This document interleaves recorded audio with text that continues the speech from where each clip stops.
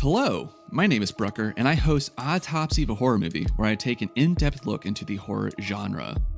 Growing up in the blockbuster movie rental age, the horror section terrified me, but now, as an adult, I have a newfound appreciation for things that go bump in the night.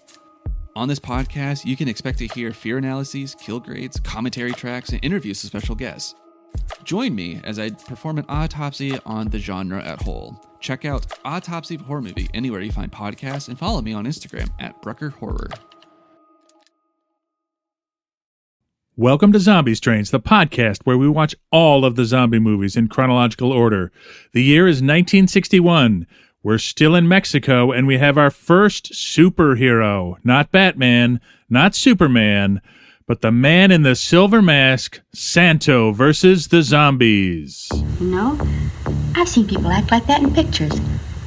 What do they call them, zombies or something? Zombie. What's a zombie? Just what is a zombie? Well, a zombie, there's, Mr. Bill is... The living dead. They are the living dead. Get it, the zombies. It's an army of zombies. No armies could stand. Because a zombie has no will of his own. What is wrong? What is wrong?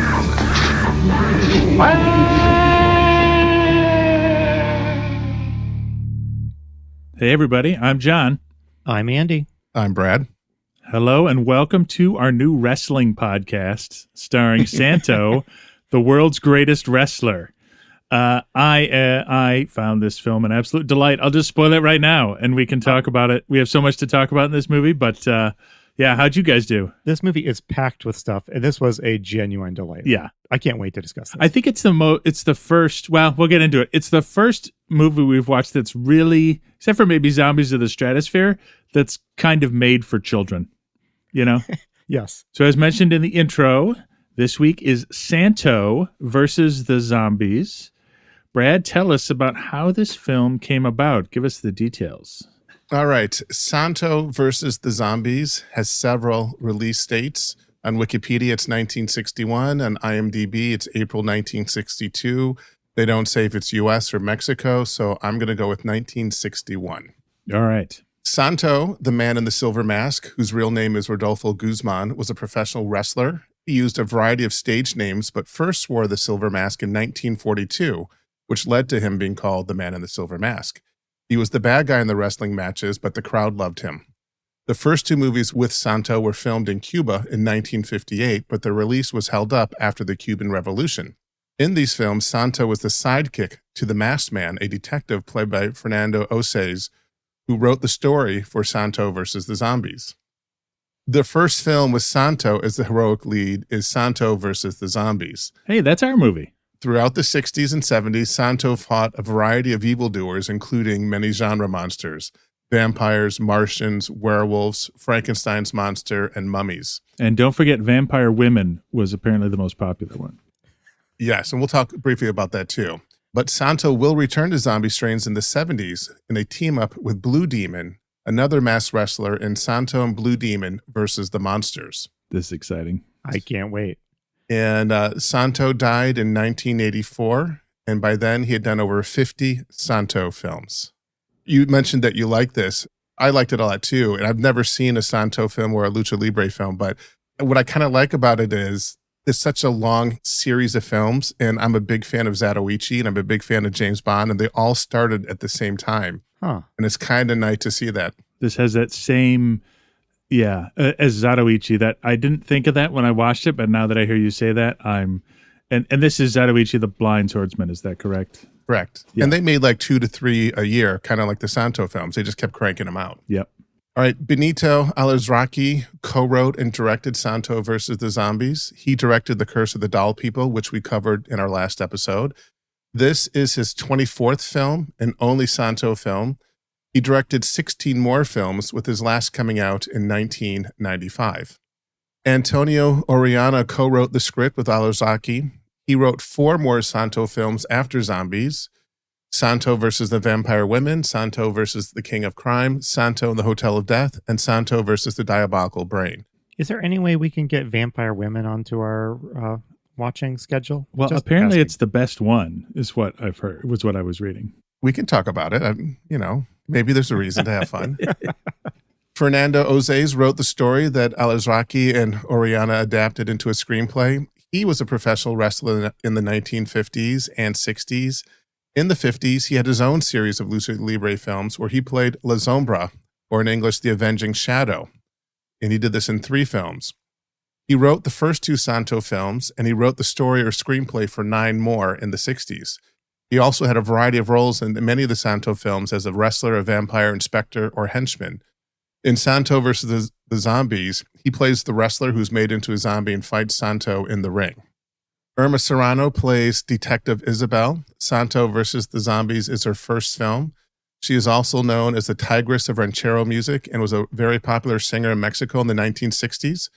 In the 70s, she bought a theater and produced live theater. In 1994, she ran for the Mexican Senate and won, representing her home state of Chiapas. Lorena Velasquez plays Gloria, the daughter of the missing scientist, and this is back-to-back movies for us with daughters of scientists. This is the theme from the 50s, too, because Four Skulls of Jonathan Drake had that, like it's a thing. Yeah. Right. I was going to say, so that's 3. And so I don't know if it's a trend. I but feel think like it's the something to zombies watch. of Moratau. No, it was, yeah. She was the granddaughter of the woman who owned the... I'm thinking of Voodoo Island. The female lead there was the daughter of a scientist also, I think. Maybe not. I retract that. But it's interesting. It keeps coming up. Let's assign our listeners to rewatch all of the movies and note the relationships of the female lead. Yeah. Yeah. And it could be simple sexism, right? Like the only way a woman could become this expert was to be the daughter of a great man. Like it could be as simple as that. I don't know, but which makes The Curse of the Doll People more interesting because it does, yeah. She was more accomplished and everyone looked to her as an expert. For sure. Velasquez was Miss Mexico in 1960.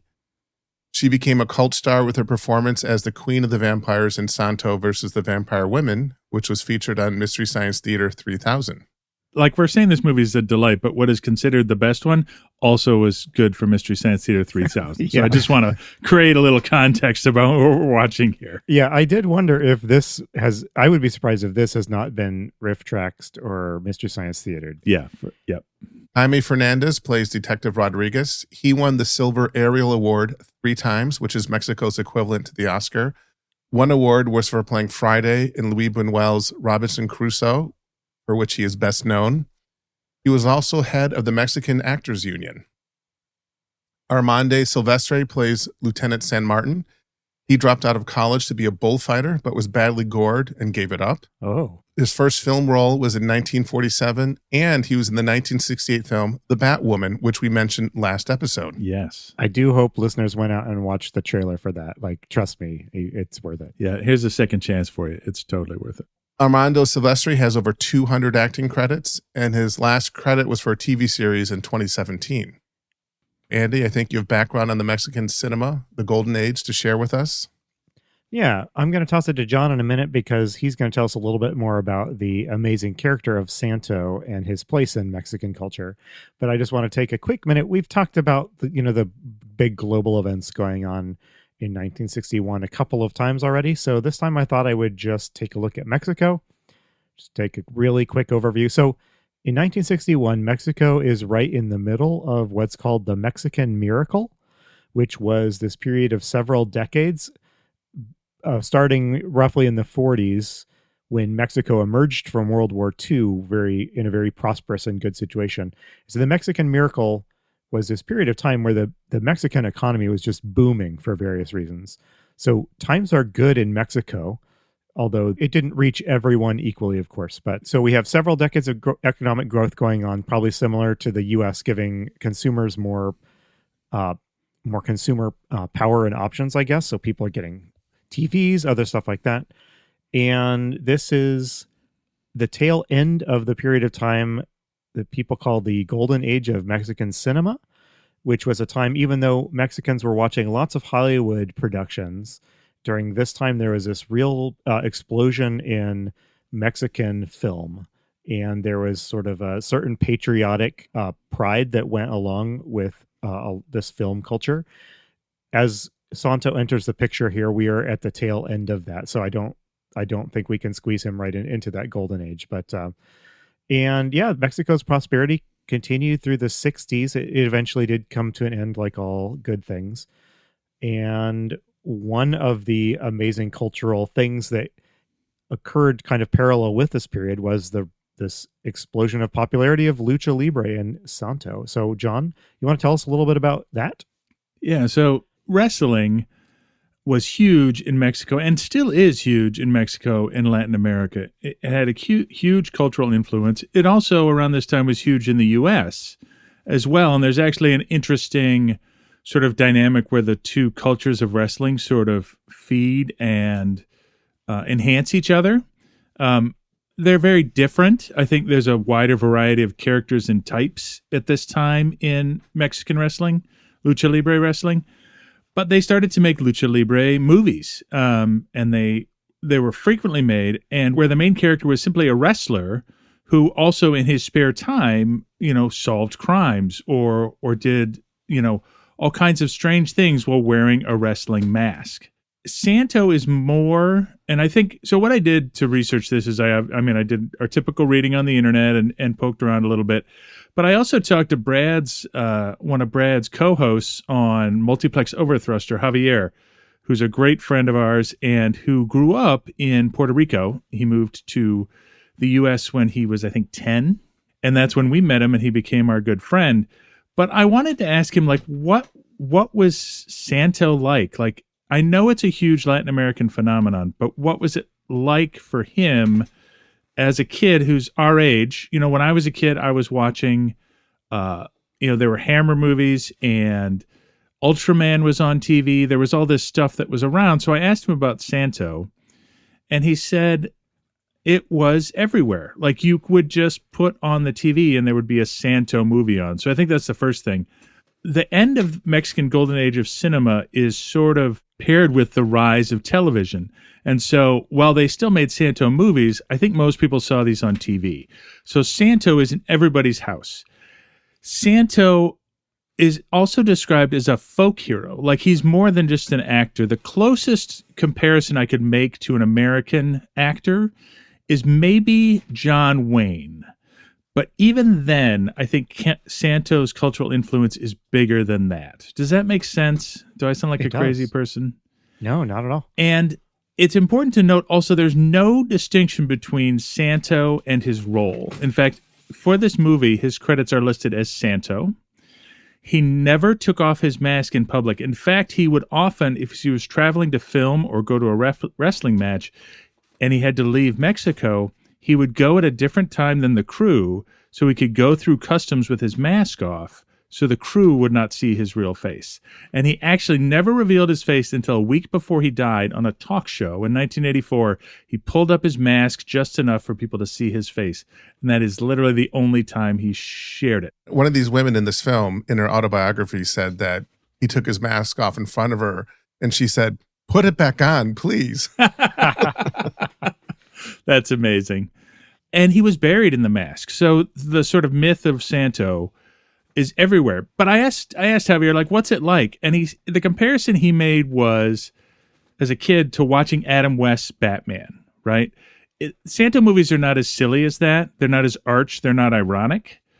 But people just believed that Santo was doing these good things, was the good guy solving all these problems. So even though the experience is like Adam West's Batman, he's actually like Superman. Santo is functionally a superhero like Superman who believes in goodness and justice and all those kind of things. And in fact, at one point, another wrestler, Blue Demon, put together a collection of wrestlers called the Champions of Justice, sort of like a superhero team.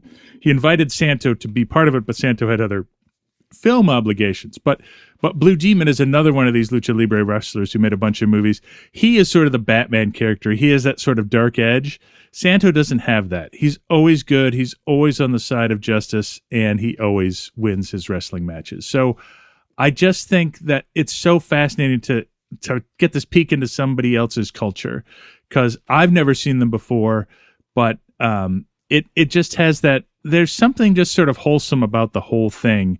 And having Santo be sort of this giant cultural figure, I just thought it was fascinating. Do you have any questions or thoughts about any of that? Just that it's fascinating. When he took off his mask before his death, did he know he was dying? Was that his way of kind of hanging up the cape or whatever? I don't know, because he died suddenly during a live event. He had a heart attack. So he was older, but I don't think he knew he was dying. He didn't know he had cancer or anything. So maybe in some way he had an intuition, but yeah. I'm just trying to think. We really don't have anything in American culture that quite matches that bleeding over of the fictional role into real life like that. No. I mean, it's like, what if we never knew who the Batman actor was because Adam West wore that mask in he was just public Batman all the time? Yeah, we forever. learned 50 years later that it had been Adam West. It's impossible to even imagine. Yeah. Do you think Tom Cruise is human? Doesn't he seem kind of superhuman? Is this a trick question? Are we being led into a trap here? I'm actually kind of being serious because he does a lot of crazy stuff. So what you see in the film, it's not the same as Santo. Santo's a whole other level. But if there's one person currently, Tom Cruise sort of walks the walk a little bit. Yeah. I can see that. He does. Mm-hmm. You see a movie because I know Tom Cruise's call sign in Top Gun is Maverick, but I don't actually know his character's name. Like, he's just Tom Cruise, right? Yeah. But he does have that, over the top persona that we apply to him, whether it's true or not. Yes, absolutely. So, the last thing I want to say about Santo is he also sort of transcends genre. Though I compared him to a superhero like Superman, he doesn't really have superpowers. What happens is, if something is popular, if spies are popular, Santo is a spy. In this one, he has to fight zombies because zombies are popular. So he goes along with whatever genre trend he needs to go along with to make an exciting movie. I need to see a Santo spy movie where he has to infiltrate the enemy camp. I know. Or something. I wonder how that would go. So there's a movie called Santo and Operation 67. Yes. Going by title, that seems like a spy movie. I think Javi was telling me in that one, in the middle of the wrestling match that opens the film, because a wrestling match opens every film, he gets a message on his Dick Tracy radio watch and gets called to do some spying or something. So yeah. Yeah, so actually, we might discuss this in the actual movie, but there are really long segments of wrestling matches in this movie, and I wondered, is this movie an excuse to just put a bunch of wrestling matches up on the big screen? Is that part of what these movies were doing? Let's start there, because I think that's the case, and in fact, that's how this movie opens. We see Santo in a tag team wrestling match, and it's not short, and we see. No. We see a lot footage of a crowd. I think some of it is 12 live. minutes long. Yeah, I started at about the 8-minute mark. I was like, okay, I'm gonna. And there's two more segments. I think it was probably really hard to see Santo live. And if you're a kid, say in Puerto Rico or Venezuela or another Spanish-speaking country where you're just not going to see Santo in Mexico, getting to see him wrestle in a movie is actually a treat. For the people watching it, is something they really wanted to see, because he's not just an actor. He's also, wrestling is a sport. He's also an athlete. He's like Messi on top of that too. I don't want to overdo it, but you know what I mean? Like Mexican wrestling is awesome and people still love it and loved it then. So they'd get to see some on film. Yeah. So, yeah, it makes total sense. And this happens a couple other times, but, so this opening, it's a wrestling match, and we see Santo do his thing. I'd like to comment on the quality of the film here. So it looks like this is shot on videotape. What do you think, Producer Brad? Oh, it's film. I think what we saw might have been a transfer from video. Okay, I would buy that. The only reason I mention it is the 1960s sort of had newer inventions, and one of them was a portable videotape, black and white videotape machine, and that makes filming a lot easier. But I'll believe you if we think it's film. Yeah, so Santo versus the Zombies is a story of a woman named Gloria who discovers her father is missing. And she gets the help of 3 detectives, Detective Isabel, Detective Rodriguez, and Detective Fernandez. They are young. In fact, at one point, they're mistaken for college students. So I think they're supposed to be our young, hip characters to get kids invested in the film. And they start investigating this crime. It's revealed that there is someone is controlling zombies to do things like break into jewelry stores, and commit other crimes. And it is someone in a black hood. We don't see their face till the end. As things go along, they realize they cannot solve this mystery, so the police commissioner calls Santo, who steps up and helps solve the mystery. After multiple engagements with these zombies and the zombie master, there's a big showdown in the zombie master's lair where it's revealed that the zombie master is actually a relative of Gloria's. We'll get to exactly who that was at the end. Santo defeats them, and then, as he always does, walks off alone without needing any thanks. Perfect. Did I miss any big highlights? The plots of these movies are very recyclable, right? Yeah. No, that was great. And it all starts with the wrestling match that we already started chatting about. So let's get back to it, John. Yeah, so it's actually, so the shooting here, so one thing I'll say is, like, it's shot like a sporting event. It's shot well, like it's an engaging, if you like wrestling or if you don't, like it's engaging. It's well shot. It's interesting. And it has all the drama of what you would expect in a wrestling match. There's cheating. There's punches. There's sneaky trips. There's all that kind of stuff. Tag team. Somebody comes into the ring when they're not supposed to. The ref doesn't really have any control. But Santo and his partner win in the end. So I don't watch wrestling at all. So my knowledge of wrestling comes from just seeing the occasional clip on internet video. But it felt like these matches were really fast and chaotic compared to some of like modern American wrestling clips that I've seen. Is that something that you guys noted, or is that just me not knowing anything about this sport? No, I think it's like WWE wrestling. Like okay. That would be a comparison. And I think the chaos and the drama is part of the story. Yeah. But I think they are supposed to be chaotic. There's cheaters and punches and surprises. It's like a little drama unfolding. In this fight, at points there are an awful lot of people in the ring just flying around. They're getting kicked out of it. They're being tossed out of it. Yeah. So it's pretty chaotic. 12 minutes is maybe more wrestling than I need. But it was a little confusing too because he has a partner in there, right?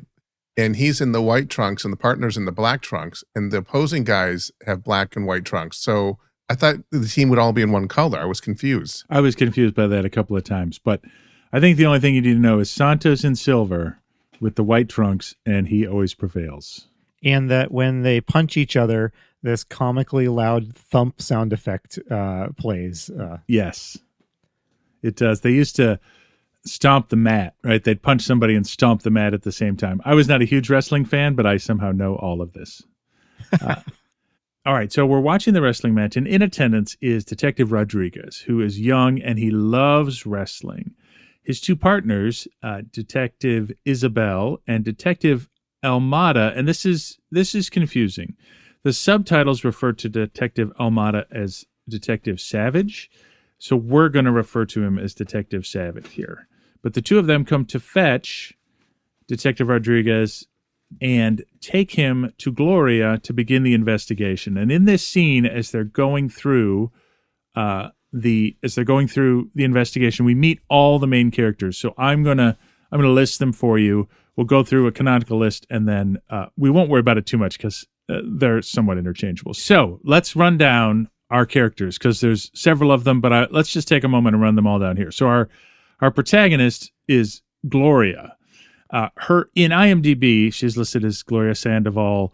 In the subtitles, they call her Rutherford and her father Professor Rutherford. We're going to go with Rutherford because we're silly Americans who can't handle a Hispanic name, apparently. So we've got Gloria Rutherford, her father Professor Rutherford, who is missing, who's disappeared. The young detective, Detective Rodriguez, his sort of senior partner, Detective Savage, and the third detective is Detective Isabel. And they are led by Lieutenant San Martin. So that's the police force. In addition, we have Gloria's uncle. They just call him Tio Gennaro. Tio is uncle in Spanish.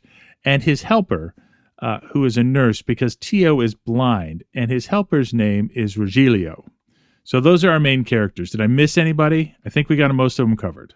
I think you got him. And listeners, if you could keep that straight, you are doing better than I did throughout this entire movie. Yeah, don't worry about it too much. We've been talking about this for a while, and we love this, but we're going to start moving here because there's a lot of incident in this movie, but it's a lot of sort of like, and then they go here, and then they do that, and, the plot's a little recyclable.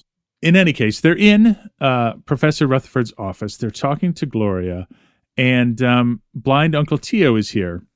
So we haven't said we've been talking about wrestling and detectives and Gloria, but Professor Rutherford is the key here that means this movie's, one we have to watch. Why is that, Andy?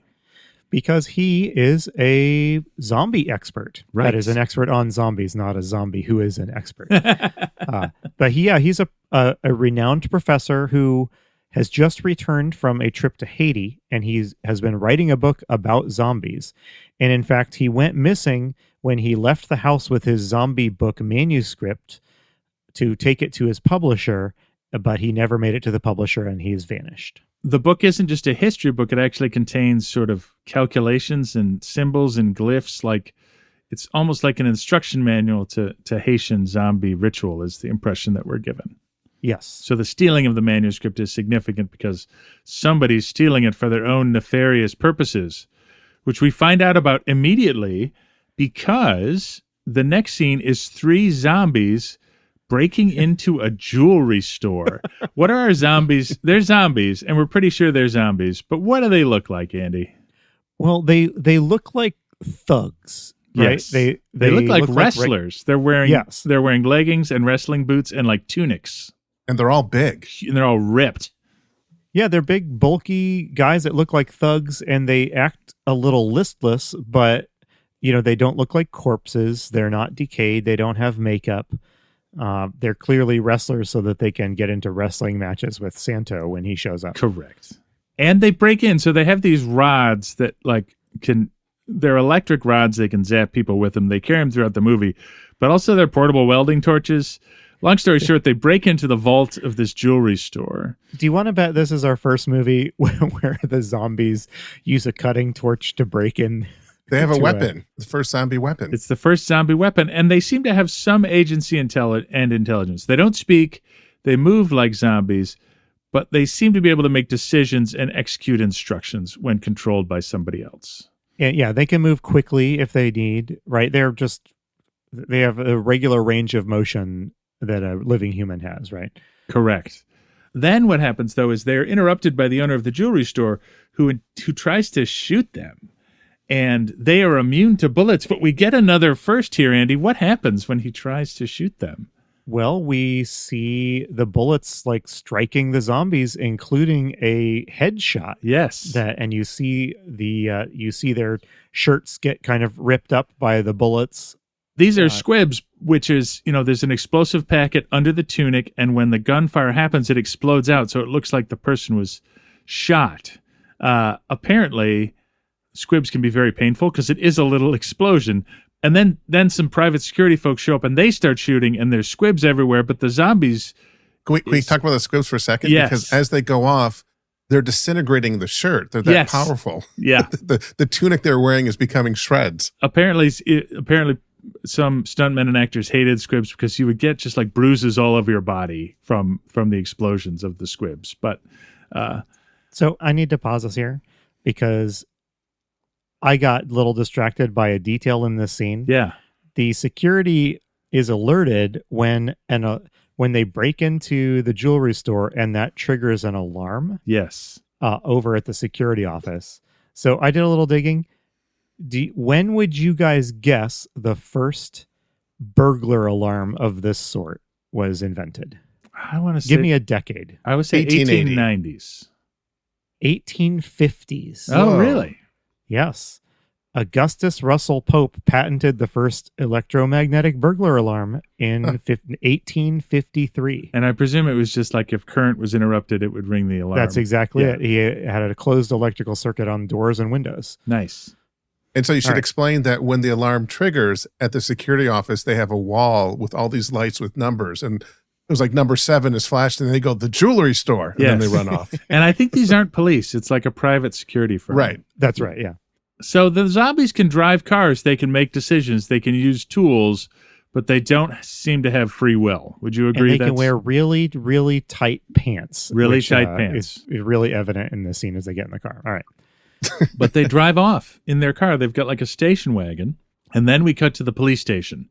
Our 3 investigators are here. We meet Lieutenant San Martin, and they have a discussion about the jewelry robbery. And this is when the commissioner uses his special secret radio to call Santo and let him know what's up. And Santo, in addition to being a great wrestler, also has a magical radio device that lets him watch whatever else is happening in the movie. And it's not like the computer in the Batcave where he can watch it and then go, and that spurs him to action to do stuff. So this is like a conceit of the movie. Both Santo and the villain can watch everything that's going on. And I think they do a gesture about somebody carrying a microwave radio, and that's what causes this to be able to happen. But, I just found it delightful that Santo doesn't have to leave his wrestling house. I don't even know where Santo lives. His wrestler cave. Yeah, well, there's real Batcave energy to Santo's little room. He's got this bank of machinery, and it's like he's set up to be monitoring for crimes that he can go stop. And I would like to point out that Adam West Batman takes place several years after this movie. So the superhero with the layer kind of thing. I mean, Batman had a Batcave in the comics long ago, but I'm saying like it feels like Adam West Batman, but it's actually previous to that. So you mentioned that the police commissioner used a secret special radio to contact Santo. It is a special radio, but it's not a secret because it's a gigantic spinning antenna device on his desk. And it has radar on the top. It's huge. Yeah. Yeah. The origins of the bat signal, I think. Yes. But now we're going to meet our villain. So the zombies, and this is all going back and forth. This is not a slow, boring movie like some of our more recent movies. It actually keeps going pretty well. The zombies come back. They deliver the jewelry to this villain who's a black-hooded, apparently another wrestler. And we find out that he can control these zombies. Our heroes learn this later, but we learn it now. How does this work, Andy? Well, I didn't really piece this together until the end of the movie, but the zombies are all equipped with belts with like electrical doodads on them. Yep. And the villain, who's wearing like a black mask and cape, he looks very villainous. Yeah. He has this computer, this whole bank of machinery, and I think what he selects like the zombie he wants to control from a row of switches, which tells us that there's about 24 zombies under his control. Yes. And then he turns some knobs to give them instructions, basically. So these are science zombies controlled through scientific devices. Yes. But they are dead. One of the things that we learn, and I don't think we learn it here, is that all of the goons that this villain has hired he does try to turn some people into zombies, but generally his goons are dead people. They're all criminals that he has resurrected and taken control of. And is it suggested that when he zombifies you, you die? Yes. I think so. Because yes. I think that, yes. Well, we'll get to that later, but that's pretty clear to me. Okay. Now, Gloria is still searching for his father, and they say, well, we should go talk to Santo, the 3 detectives and Gloria. So they go to the wrestling match. It's another excuse to have another. Santo watching them on a screen so he knows Santo's what's coming? Watching on his magic screen. He's that lets him watching the see police everything. department. Yeah, Santo is spying on the police, just to be clear. Yeah. Yeah. I love the line they use when they decide that they're going to call Santo. They say, Santo is justice's best ally. I wish we could do clips. It's Spanish language. We watched a subtitled movie, but yes, I noted that clip as well. And then there's another wrestling match. There's wonderful, they go to shake hands, and then it's a secret. He's really kicks him in the knee or whatever. So there's another wrestling match. It's delightful. And Santo wins. And when we say wrestling match, it's like a whole wrestling It's like a whole 10-minute wrestling match. But what is delightful is it's finally won when Santo realizes he's got to go investigate these crimes, and he just chucks both of the other guys out of the ring into the crowd, which is fantastic. Yes. And then we cut to a bar, and we don't need to go into this scene in detail, but what we're doing here is one of the detectives, Detective Savage and Detective Isabel, go to this bar, and what they're doing is they're leaning on the bar's owner. So there's music here, there's belly dancing, there's a woman dancing. This is another long scene, but yeah, I wrote in my notes that, quote, this goes on forever, yeah. Specifically the belly dance. But what's important is that the two detectives come in and they lean on the owner and they say, hey, somebody stole a bunch of jewelry. You wouldn't know anything about that, would you? And he says, no, I don't do that anymore. I don't engage in crimes anymore. They're like, we're watching you. They sort of try to intimidate him and then they leave.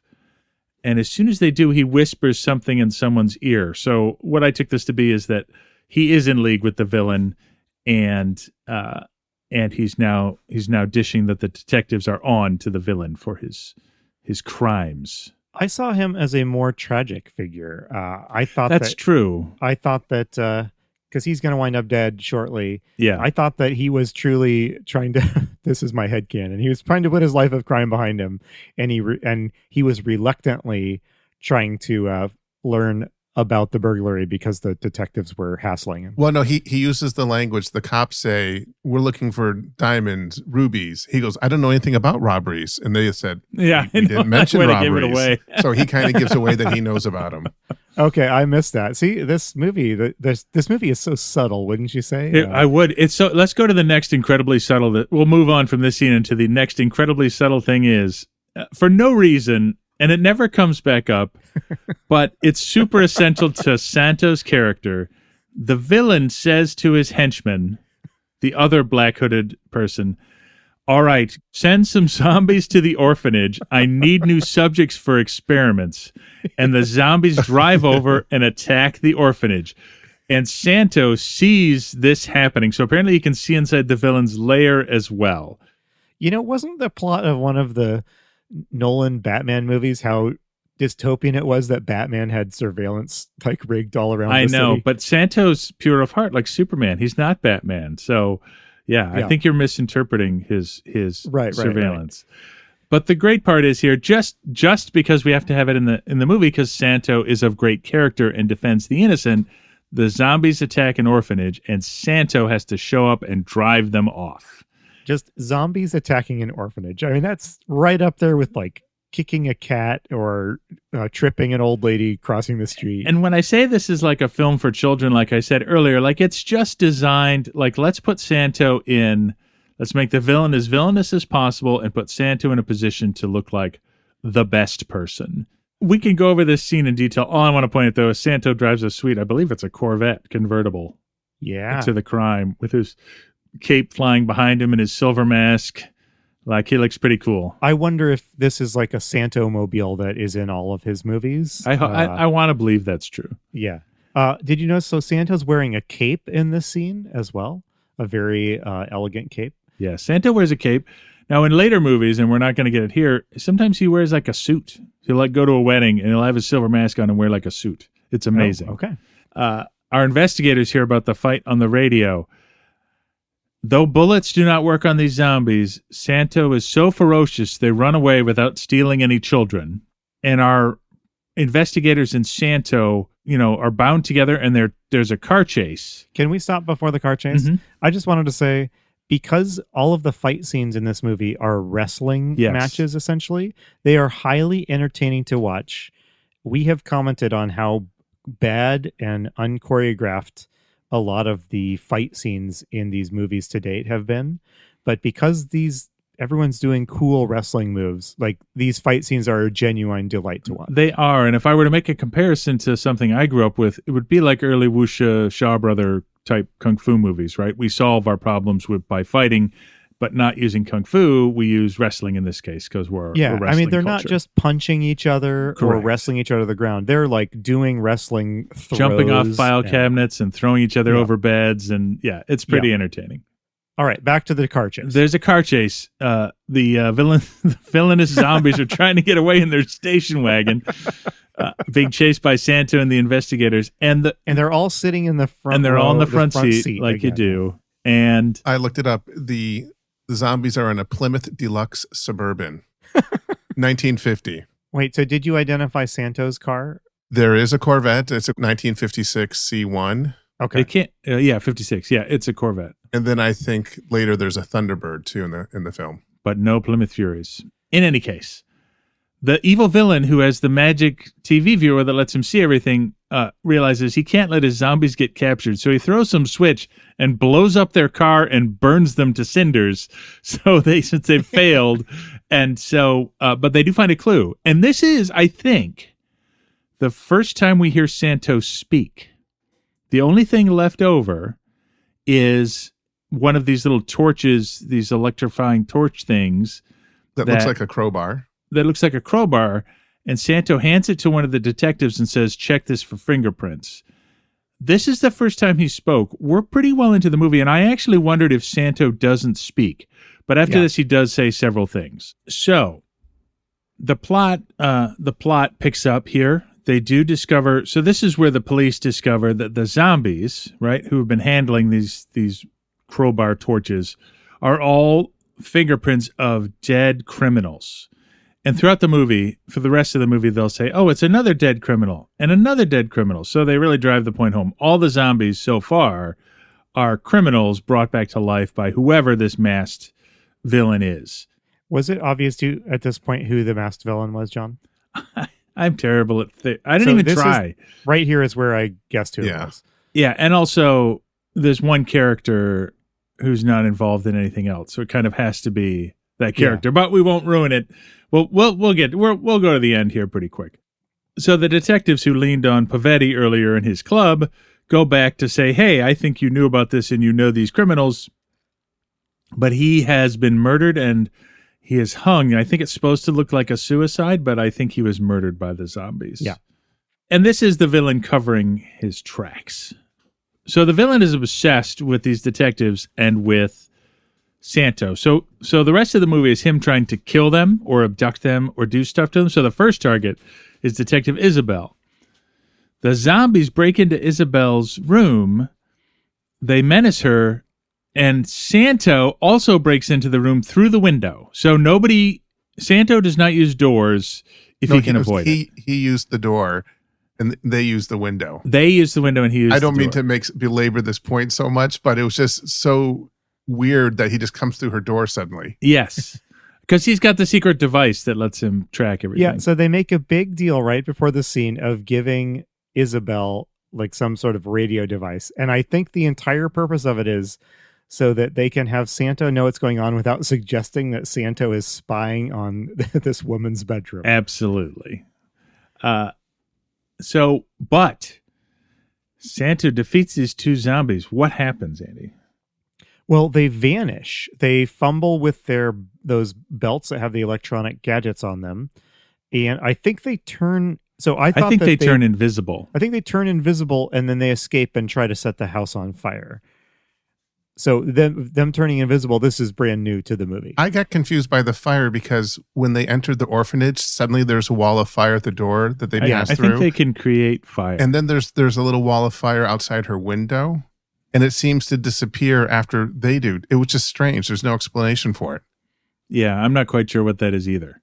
But that doesn't work. They're not able to kidnap Isabella, so their next plot is to kill Santo by kidnapping another wrestler, turning him into a zombie, and having him kill Santo in the ring. We don't have to get into this too much, except for this guy starts kicking Santo's butt. Yeah, he works Santo over in the ring. So back in the ring, I would say this is why we came to this movie, is for a scene like this. Yeah. So this is our third wrestling match against a zombie. Santo is literally on the ropes. That's where this expression comes from. He's being strangled, but he makes a discovery and takes care of the zombie. What does he discover? I didn't catch something critical because at the end of this fight, the zombie's underwear bursts into flame. And I had not realized they were wearing these belts until now. So this was the most bizarre. I didn't know what I was watching. Absolutely bizarre. But yes, Santo reaches down the guy's pants and destroys this belt inadvertently, and it kills the zombie. Yeah, and it makes the villain super mad. So now Santo knows how to defeat the zombies. This is a good fight, by the way. I enjoyed this. There's a couple of cool moments where the zombie wrestler is like strangling Santo, and the referee is trying to peel his hands off Santo's throat. And I don't know. It was a cool fight. It was. We're going to assault Santo again. I'm not going to go into detail. Yeah. They almost get his mask off the second time. But then we cut back to Gloria. Finally, I don't know what Gloria's been doing this whole time, but she finds her father's notes, which refer to zombies and corpses and have some code she couldn't crack. She's going to take these notes to the cops. Does she make it? She does not, because a large group of zombies sets up a roadblock ambush for her. Because our villain was watching on his big screen. Right. Yes. He was watching her phone call. And what is their sinister plan to capture her is they put a log in the road, and she gets out to look at it, and then they capture her. It's more like a medium-sized branch, I would say. Yes. So she's attacked. They go back to the lair. They get the father's notes. Now, like, as they say, the plot thins here. Like, clearly the guy already knows how to make zombies, so I don't know why he needs her father's notes, but let's just go past that. But they're going to turn her into a zombie. That's their next. And they reveal that her father is also a zombie. Yes. You know, they showed him earlier, and I'm like, who is this weird old dude with the professor hair that's a zombie? Yeah. And I'm like, oh, it's Gloria's father, the professor. That makes sense now. But don't worry, Santo is here.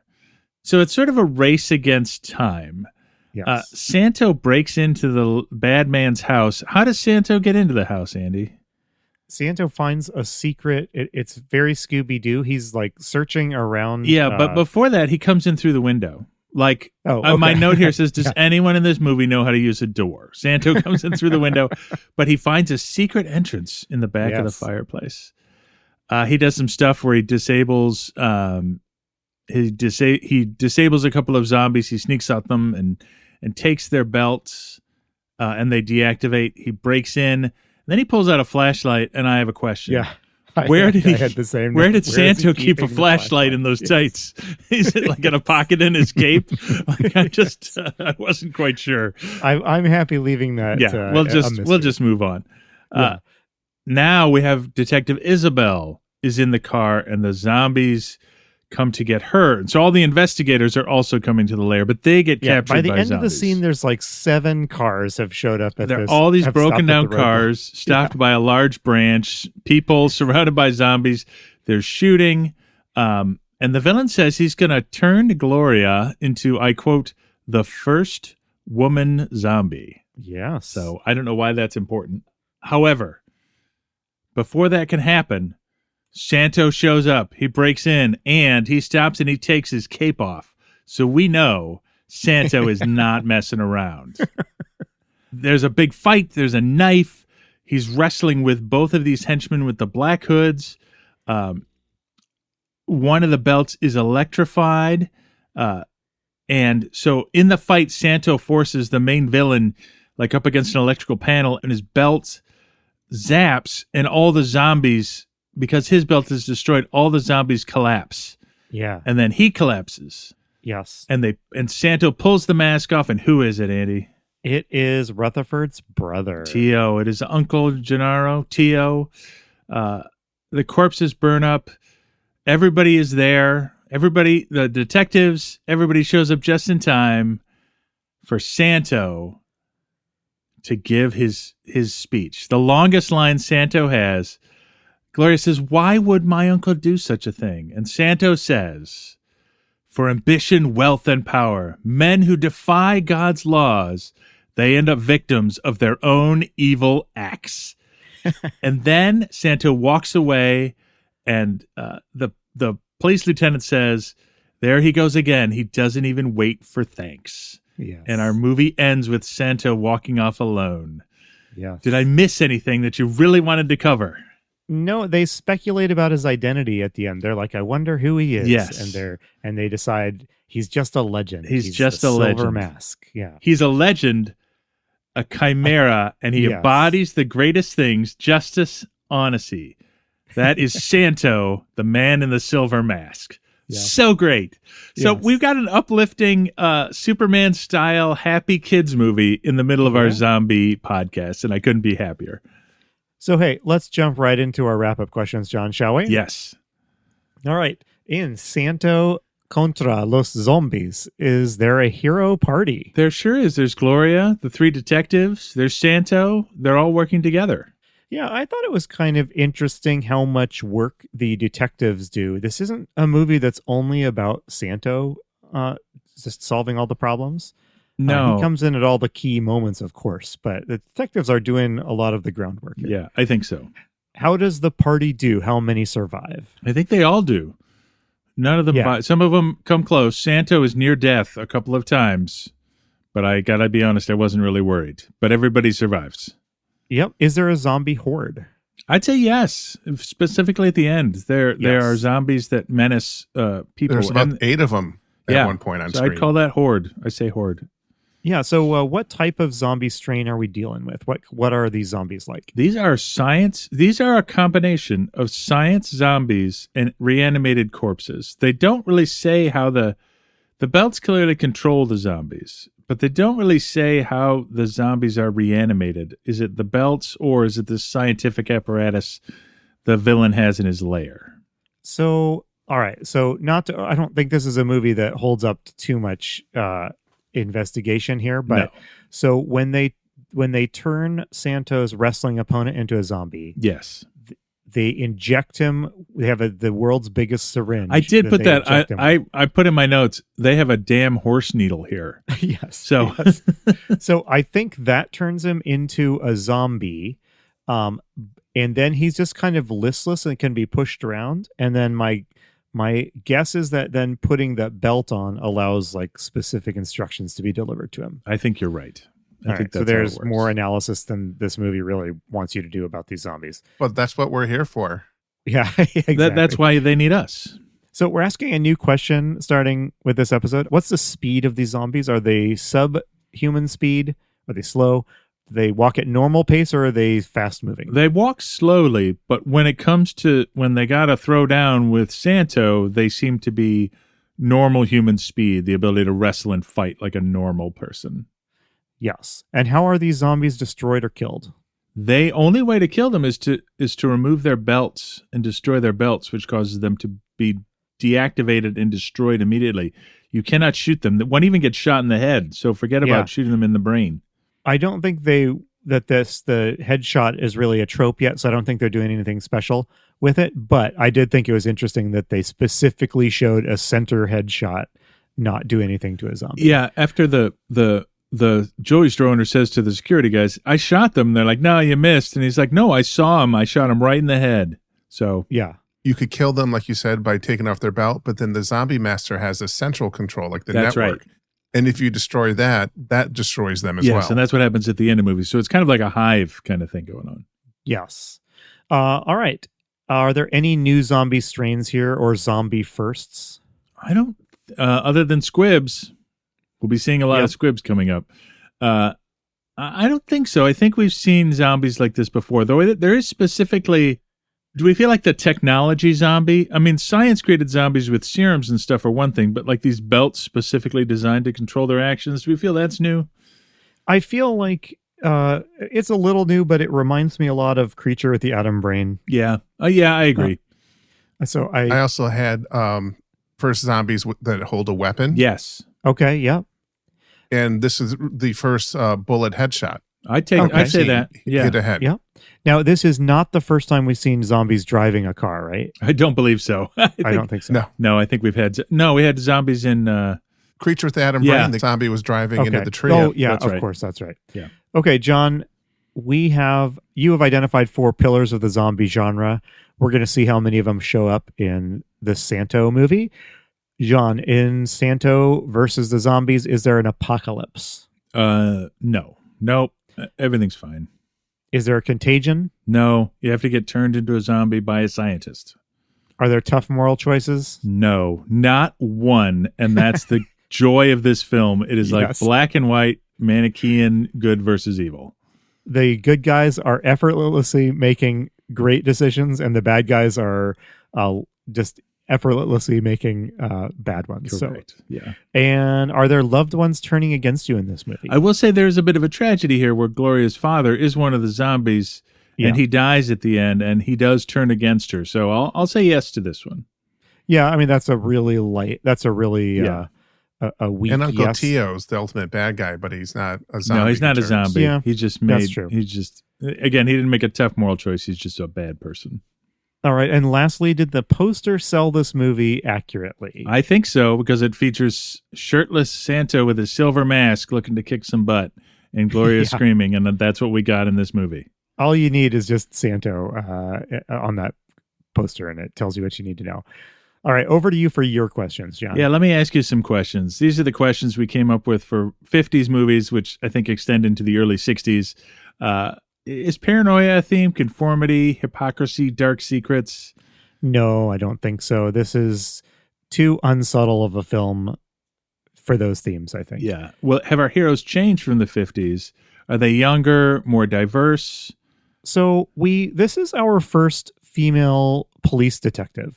Yeah. Now, I'd like to point out that also our last movie was set in Mexico, and the two women who are very strong in these movies, they don't make a deal of it, right? It's just a thing. Yes. And the women they're not belittled.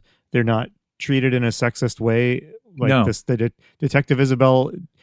She is menaced a little bit. And when the men go to fight the zombies, they do make her stay in the car. That's true. But that's at the extent of it. She has been fully participating in all of the police stuff, and nobody has been telling her to stay behind. Including going into the dirty club and confronting the criminal. I liked their little scheme, by the way, when Savage and Isabel go in there to lean on the club owner, because they pretend to be a engaged couple in shopping for. I thought that was more clever than this movie really needed. I agree. So, do we need to track in films when the guys tell the women to stay in the car? That seems to be a trope that shows up a couple I think times. it is. It happens pretty frequently. And they always say that right before the zombie approaches the car in which they've told the woman she has to stay in. Yeah. Oh, you know what, though? Let me follow up on that. Yeah. So this does feel like a younger, more energetic cast. Correct. I agree. Yes, they're all like kind of adult professionals, but they're on the young side, especially that I think Rodriguez, the youngest of the police people, and I think Savage and Isabel are both, pretty sprightly characters. Yeah, I agree. Do science and sci-fi take on a new role in zombie movies?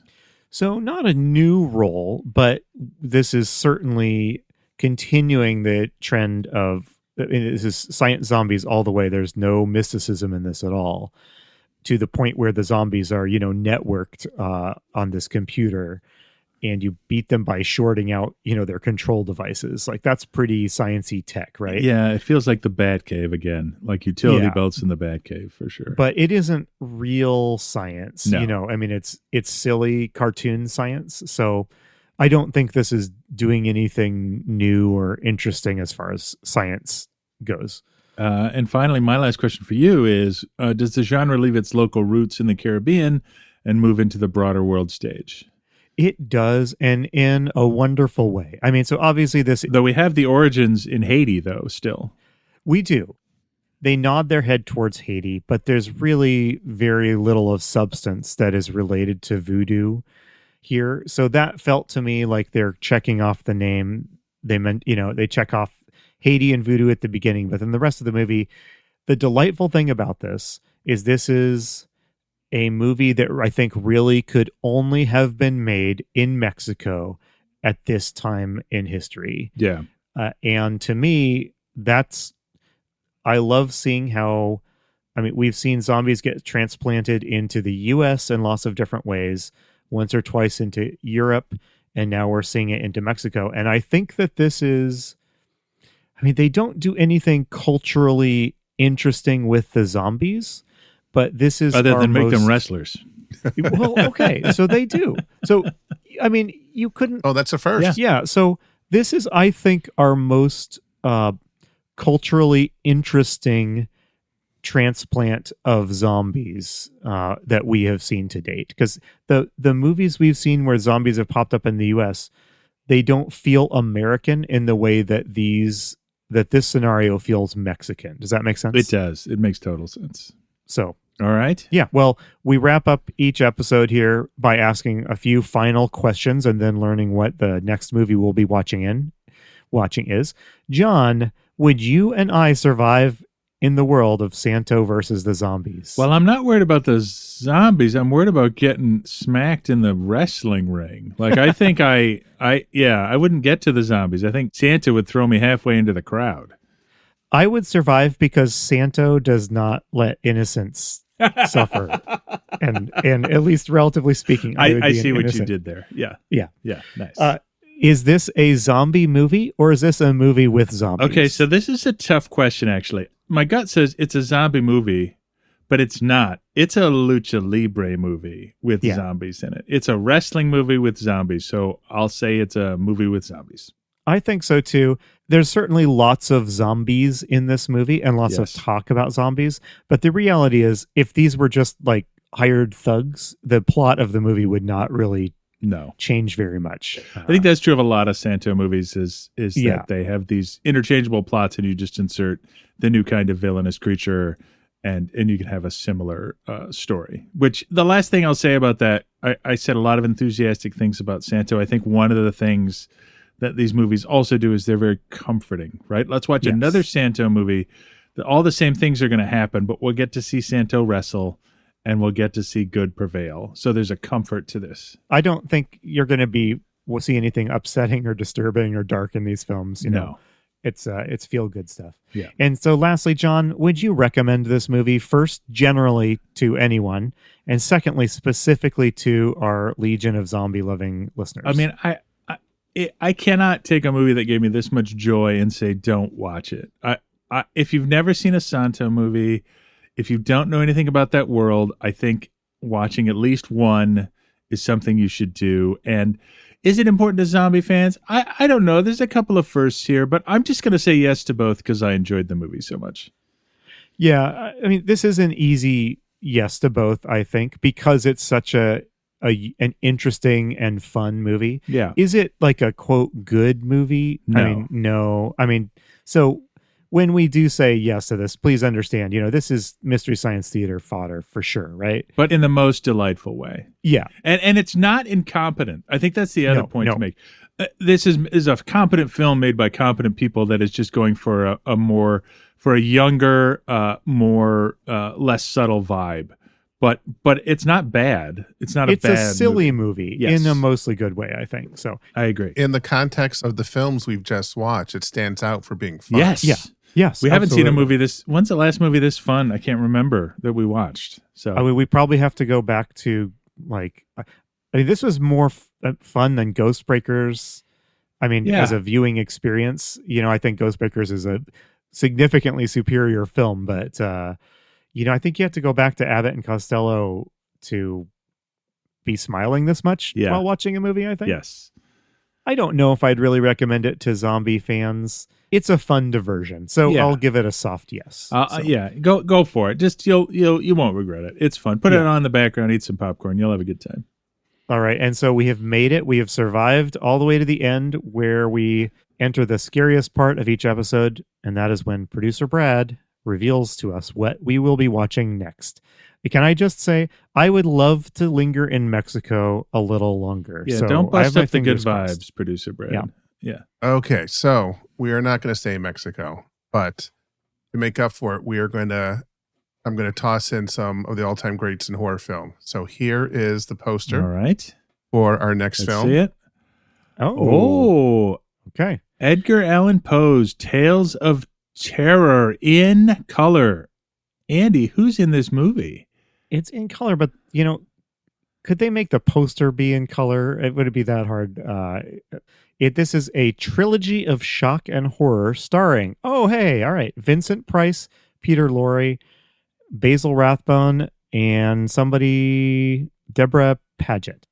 All right, this is our first Vincent Price, our first Peter Lorre, and our first Basil Rathbone, and probably our last Basil Rathbone, but I don't want to predict anything. So I'm interested by a couple of things here. A trilogy of shock and horror. Is this an anthology film? I don't know. Is the trilogy, are they stories, or is the trilogy the 3 actors? Oh, I don't know. Maybe each actor stars in their own film. I'm going to bet it's 3 stories in an anthology style. This has got some kind of cool stuff on it. Look at that picture on the bottom left there, John. Can you just describe? So we obviously, the main feature of this poster is the lead actors here, but yes. We have a few illustrations. Can you describe a couple of them? So there's a haunted house in the upper left-hand corner. In the bottom left, there's some sort of skeleton-like creature that looks like a skeleton with a melting face. Yeah, it looks like something out of what is the Crypt Keeper? Yeah. Can you read the text? It's got this lurid thing. I cannot read the text. That is small text. Let me see if I can. Okay, it's bigger on my side. So the text is, and this is in quotes because it's attributed to Poe, and there was an oozing liquid putrescence, all that remained of Mr. Valdemar. Oh, wow. I'm trying to imagine Peter Lorre in a scary movie, though. Yeah. I'm having trouble. I know he's a big actor, but every time I see Peter Lorre, I just think of the old Ren and Stimpy cartoon. You fat bloated idiot. Yeah. You didn't see him in M, where that was the German film where he's a killer and someone writes M in chalk on their hand and taps his back and marks him as he's fleeing and everyone's chasing him. Oh, wow. Okay. I'll try that. Well, that's cool. And Vincent Price looks so young right here. He does. I know. So I know Vincent Price from watching Mystery, where he was the host of that for quite a while. Do you remember that TV show? I don't. I remember just a lot of late career appearances he made as himself, including the Thriller video. Yeah. Brady Bunch. I remember him from Abbott Costello, the Abbott Costello Meet Frankenstein, the cameo he does at the end. That's right. That's where he's I first invisible. met him. So, guys, this will not be our first Edgar Allan Poe inspired zombie film. No. Quick quiz. What was the first zombie movie based on an Edgar Allan Poe story that we watched? Oh, I know this. It was... It's just a very unfortunate answer, I'm afraid. No, I can't remember. I'm picturing it in my mind because we talked about it. Which one is it? It was Maniac. That's right. The Which, Telltale Heart. And the Black right. Cat. Yes. And look in the center photo on the bottom. Can you see what's going on there? There's people behind a brick wall and they're being bricked in. Oh, hey, somebody's chained to the Cask wall. of Amontillado, yeah. Okay. All right. The last tidbit from this poster is this is produced and directed by Roger Corman. Oh, my gosh. I can't believe we're here already. That's great. Oh, wow. Is this early? Well, we'll find out next week. We'll stop speculating and we'll just go watch it. Yeah.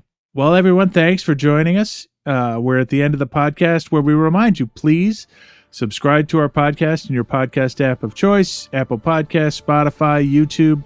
Also, give us a rating and review the podcast. It helps us get new listeners, and we have a blast doing this, and we'd like to share it with more people.